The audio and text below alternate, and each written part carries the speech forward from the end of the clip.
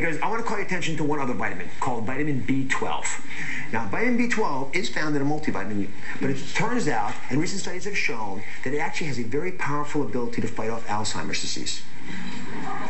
And I'm going to show you why it's important. So, in your blood is something sometimes called homocysteine. It's a chemical that's sort of like this steel wool pad.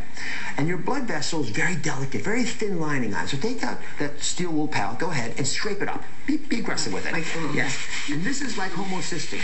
And so you really put your back into it. I hate clean things. My goodness. Well, yeah. So when you really scrape it up, you end up really debriding it. And you see how you scrape that up? Mm-hmm. You end up with an area that's sort of beaten up and not very healthy for you.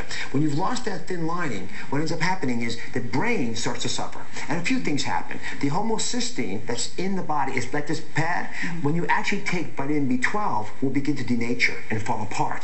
And no longer can come together to be this tough material to scrape up your artery. Instead, it becomes this soft little pad.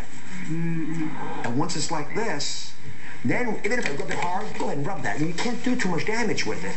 And so you want something that's soft in there, and the B12 converts the ugly chemical, homocysteine, to a much more benign version by unraveling it, so you no longer have the scraping away. And that helps reduce the plaque buildup in the brain that we know to be Alzheimer's.